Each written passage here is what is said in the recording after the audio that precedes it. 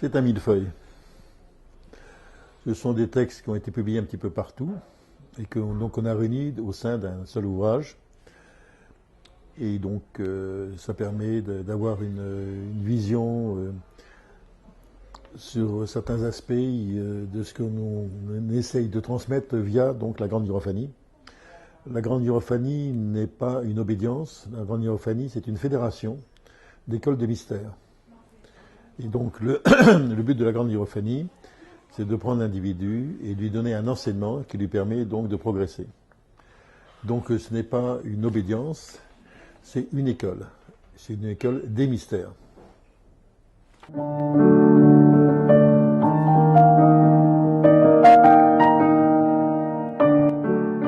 C'est l'auteur d'un ouvrage que certains connaissent, qui s'appelle Pour la rose rouge et la croix d'or.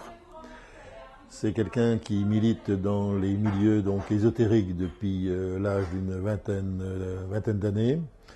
Et actuellement, c'est quelqu'un qui a 76 ans. Voilà. Oui, en effet, la méritocratie doit engendrer donc une nouvelle chevalerie. Et vous pouvez nous en dire un peu plus? C'est-à-dire qu'il est pour l'élitisme. Oui. Mais que chacun peut arriver à cet élitisme par son travail, par son effort. Et donc, il s'agit d'une royauté nouvelle. C'est une royauté. Donc ça vient du haut, et ça ne vient pas du bas. C'est-à-dire que donc il y a la conjonction entre le bas, qui arrive donc à se sublimer pour arriver vers le haut, et le haut, justement, qui dirige l'ensemble du système.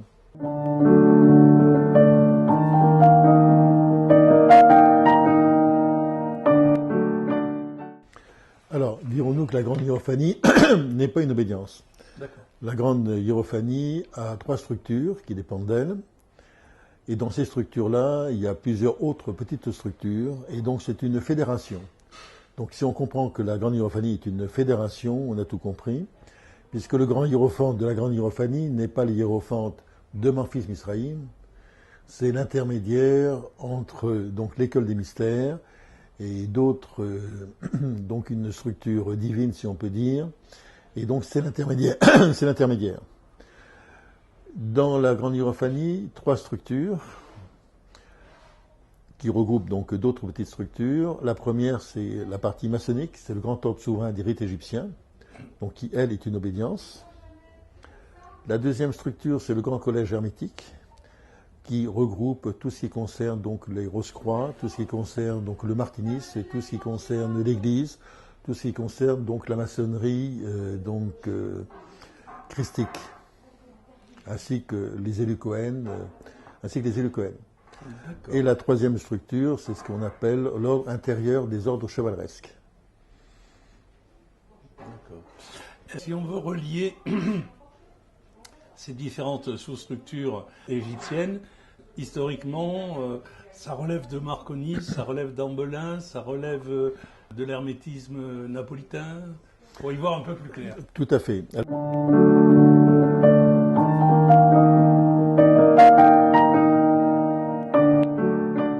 Alors donc au départ, en 1750, donc à Naples, Raimondo di Sangro, prince de San Severo, réunit autour de lui donc quelques amis, donc son beau-frère, le chevalier d'Aquino, le baron de Tchoudi, le comte de Saint-Germain.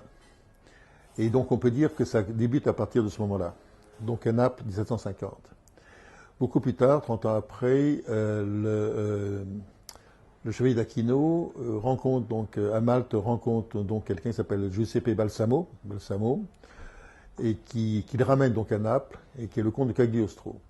Donc dirons-nous que c'est le noyau, c'est donc le berceau finalement des rites, pour nous tout au moins, des rites égyptiens. Donc d'abord Marconis, donc déjà fin 18e, début 19e, Marconis père, puis Marconis fils, et donc le premier grand hiérophante, c'est Marconis père, et donc il y en a actuellement, donc je suis le 12e, et Garibaldi est un des grands hiérophantes, mais cela c'est beaucoup plus tard par rapport à Marconis. Oui. Alors Amblin, donc successeur de Baugé de la Grèze, devient donc grand hiérophante et donc réunit sous sa coupe donc le rite de Memphis Misraïm, puisqu'il y a eu Memphis d'un côté, Misraïm de l'autre, et les deux ordres ont été réunis sous Garibaldi. Voilà. Robert Amblin, son successeur, donc Gérard Clopel, et Gérard Clopel me transmet donc avant son décès donc la grande Michel Hierophanie. Godard de Soulages, vous-même. Moi-même, voilà. Mais ce n'est pas moi qui me suis choisi, c'est tout simplement, c'est Gérard Clopel, accompagné d'autres frères aînés, que nous appelons frères aînés, qui m'ont choisi. Voilà.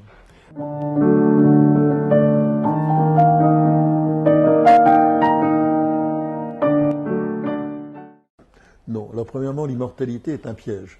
Je ne veux surtout pas être immortel, parce que c'est une prison. Et j'espère un jour être dégagé de cette prison terrestre pour donc être uniquement que dans un corps de gloire. Voilà, donc l'immortalité, c'est un piège. Hein, c'est un piège. Bon, ce sont des titres, ce sont des responsabilités, et c'est pas ça qui est important. Ce qui est important, c'est, dirons-nous, nous sommes une école des mystères au niveau de la Grande Hierophanie. C'est donc celui qui est intéressé puisse travailler avec nous. Donc c'est de l'amener d'un endroit à un autre endroit. Donc nous sommes uniquement que des accompagnateurs, nous sommes uniquement que des enseignants. Voilà. Nous ne sommes pas dans une approche obédientielle avec des tabliers magnifiques, des décors magnifiques. D'ailleurs, le grand hiérophante, en tant que tel, le grand hiérophante, porte lors des cérémonies, lors des manifestations, un tablier d'apprenti. Donc blanc, tout simplement, la bavette relevée.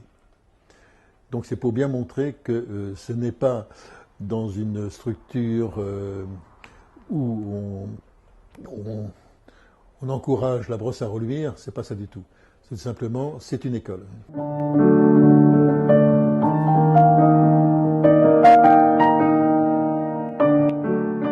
C'est vrai que la Grande Hierophanie repose sur les arcanorum, hein, qui sont donc qui se divisent eux-mêmes en trois enseignements. Le premier, c'est l'alchimie, donc opérative.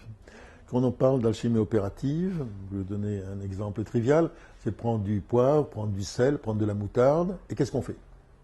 C'est ça l'alchimie opérative. Ce n'est pas faire des nœuds au cerveau en se disant oui, est-ce que ça existe, ça n'existe pas, etc. Non, nous, on travaille directement au niveau opérativité, au niveau des laboratoires.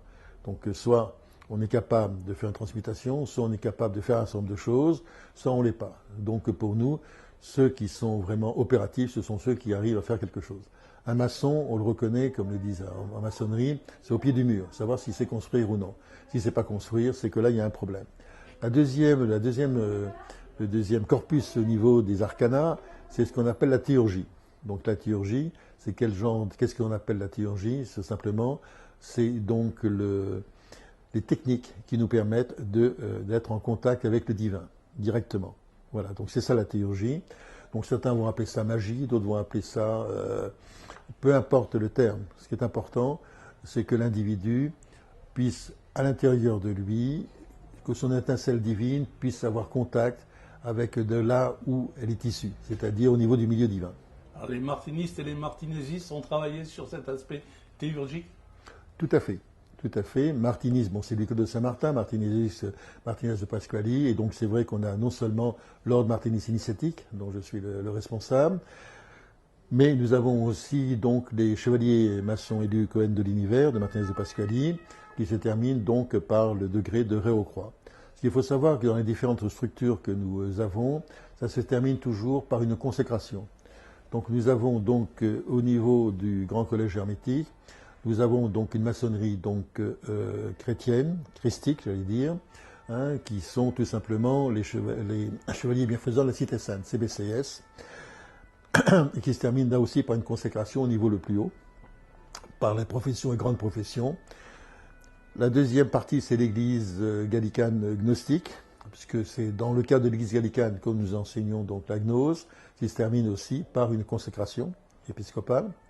Et la troisième partie, c'est ce qu'on appelle donc les maîtres maçons du Cohen de l'univers, dont je viens d'aborder, qui se termine aussi par les Rocroix. Les Rocroix, c'est aussi donc une consécration. Donc en fait, c'est toujours permettre donc à l'individu de rentrer en contact avec le monde divin, hein, tout en se transformant par lui-même. Donc ce que nous recherchons, c'est la transformation donc de l'individu. C'est pour ça que nous ne sommes pas dans les structures obédientielles ou autres. Nous sommes une école qui permet à l'individu de pouvoir, donc progresser, se sublimer et perdre. Nous considérons que nous avons 7 corps en nous, et donc le corps le plus matériel, de faire disparaître au fur et à mesure pour terminer sur le corps le plus pur, qui est notre corps de gloire, tout simplement.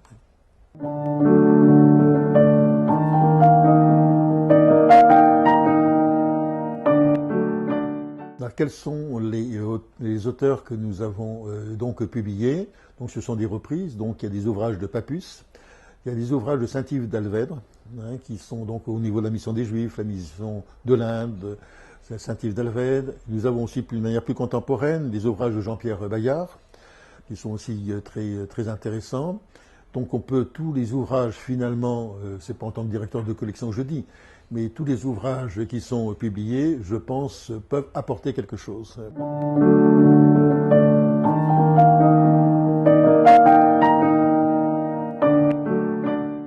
Nous ne sommes pas Obédience, malgré que nous avons le grand ordre souverain des rites égyptiens, mais je suis dépositaire, comme vous le savez sans doute, du rite de Memphis Misraïm, donc c'est un rite. Et ce rite-là peut être pratiqué par beaucoup d'obédiences, c'est ce qui se passe actuellement. Et nous ne sommes pas propriétaires de nos rituels d'ailleurs, et quand certaines obédiences, il y a à peu près une dizaine d'obédiences qui ont demandé si on pouvait utiliser nos rituels, nous avons donc tout à fait accepté. Nous ne sommes pas propriétaires des rituels, comme nous ne sommes pas non plus propriétaires des frères et des sœurs. C'est-à-dire que la double appartenance, la triple appartenance ne nous gêne absolument pas. Nous sommes une école. On n'est pas, pour nous, l'individu passe avant les obédiences. Les individus passent avant les structures. Les individus passent avant ce qu'on appelle dirons-nous, les cordonites et autres genres J'ai bien compris. De pièges que nous avons, malheureusement, que nous pouvons rencontrer sur notre chemin de réintégration. Eh bien, écoutez, toutes ces informations sont passionnantes.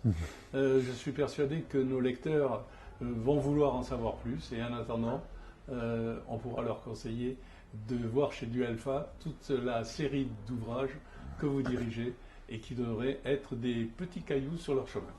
Je vous remercie.